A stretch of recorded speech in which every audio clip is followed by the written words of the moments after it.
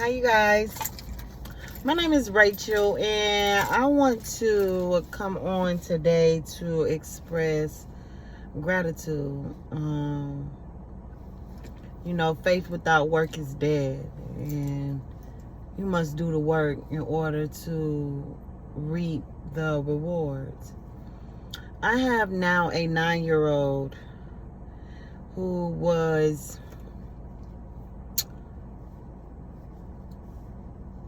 diagnosed around the age of 2, maybe 3, that he was autistic. And he suffered severe speech delay, severe comprehension, motor skills, and it's another one I can't think of it off the top of my head. And I had noticed my baby rocking one time. He was like 1.5 years old, almost 2. And I noticed he was rocking real hard. And I went and got him seen. And was going through doctors, tests, a lot. I remember when he turned 2, he was in daycare and I was working at the same facility. And he moved up to 2-year-olds. And he went from saying, "Mama, blue." I just remember the last words he said to me when he was talking, which was, "Mama, blue. Mama, that's blue." And the lady who was over the daycare did not like me for whatever reason. Now I think I know why the reason. We'll get in that in another story. However, she put my baby back in 1-year-old. And he went from saying "Mama Blue" to literally "Goo Goo Gaga." Goo Goo Gaga. That was it. That's all. Like, Goo Goo Gaga. And, as months progressed, he was babbling. He sounded like the Minions. Babbling, jargon. So I will work day in, day out to get my baby help. And the very thing that I didn't want to do was to put him on any medication. So for like, he's 9, 8, 7. It's about 6.5. I noticed that my mother would derail him, deflect him, or just whenever he would have a breakdown, it was really soothing. It wasn't, encouraging to do more or to calm down or to think things through. It was more just baby and soothed for a long time.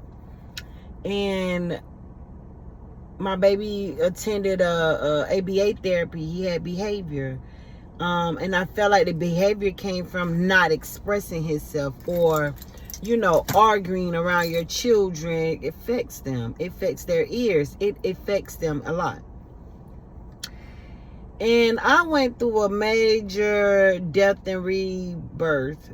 My whole family did, that I created. And my children haven't been around my family that I was born in for about 2.5 years. And today,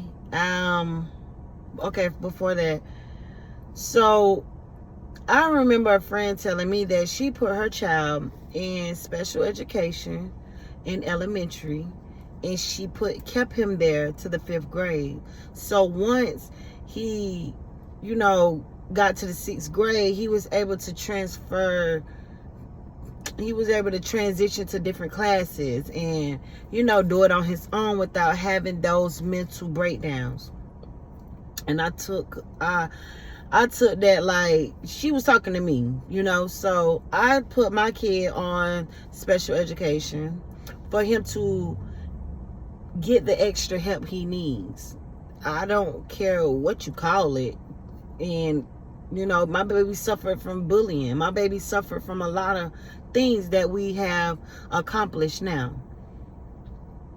So now my baby is in the 4th grade. He just won first place for Character Day. And he's just exceeding. He's exceeding and he's exceeding.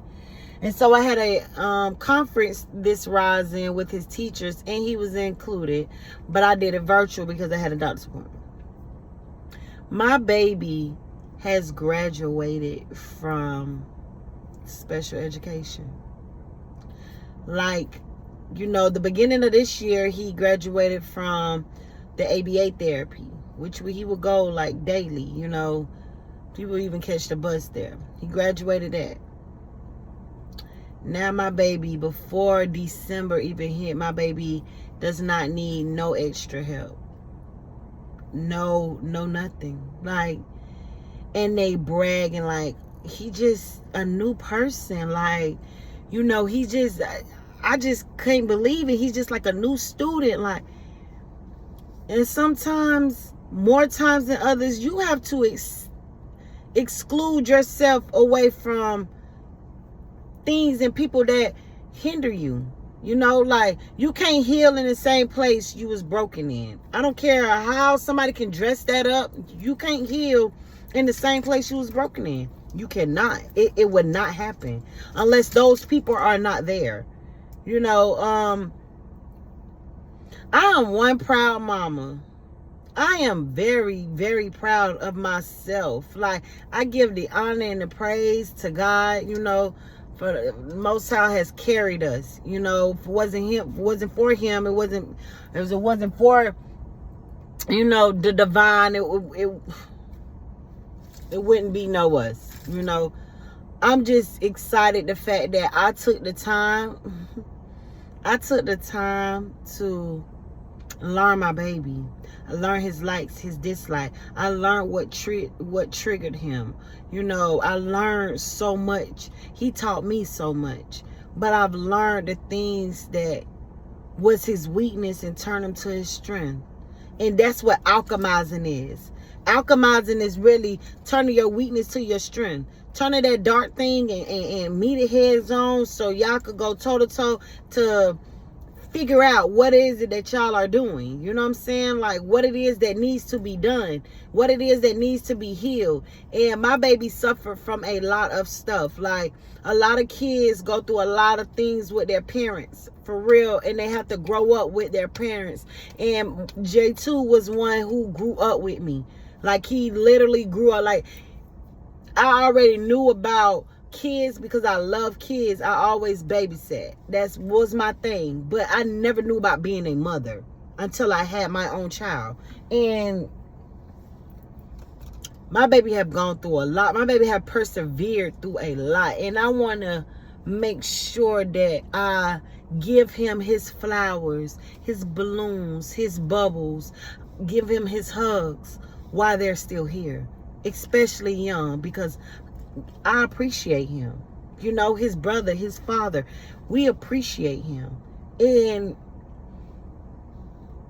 we had to move from our environment, stop talking to family, cut them off, honestly, like be within our own shell. And at first I didn't think it was working. And today really proved that it has been working. Like, I am very, very proud of my child. I am proud of myself. The fact that I didn't put my baby on medicine. The fact that I took my time and learned how to teach him, you know, with my own skills. You know, I'm just so grateful. Like, my baby done persevered through special education. You know how big that is? You know how big it is for you to have to accept that your baby don't learn like other people? That your baby don't comprehend like other children? That your baby may not be smart like other kids? But you got to do the work. You got to put that time in when it comes to your child. You got to have patience.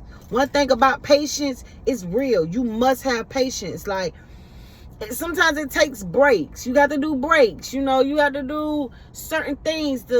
My kids don't come home and go straight to homework. No, baby, let's eat. Y'all ain't ate since 10 o'clock. Like, let's eat. Let's get our tummy full. Hey, let's go catch a fresh breath of air. Or let's go walking or exercising. And then we could come back and circle back around our schoolwork, our homework, our book work. You know what I'm saying? Like, we have to meet our children halfway. We can't expect to send them to school, the teacher do this, come home, and we yelling at them or we doing it. We can't do that. Like, you got to meet your kid. You got to meet your child halfway. Like, I am one proud mother. You hear me? I could cry. My tears of joy. Like,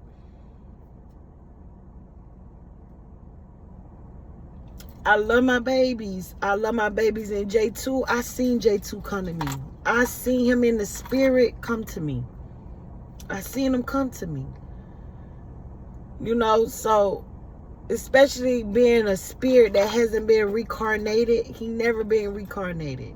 You know, this is his first time on planet Kai. I get deep. 11-11, I get deep. You feel me? But my baby, like, he getting it. And what is exciting to me is the fact that I know that when he do get ready to leave the nest, when he do get ready to go to college or whatever it is that he want to be, he's equipped to do it. By any means, he's equipped to do that. You know what I'm saying? Like, love on your children. Love on your children, because you don't know when it's the last time you hug them or they hug you. Love on your children. You know what I'm saying? Like, sometimes as parents, they don't always get it right. You know what I mean? But if you want to be better than what your parents was, you know, and not even saying that in a bad way, but if you just want to be better, acknowledge their good. Work on their flaws. Teach them to be a better them. Because it's also teaching you to be a better you. That's my message. I hope I wasn't all over the place, but I'll be back.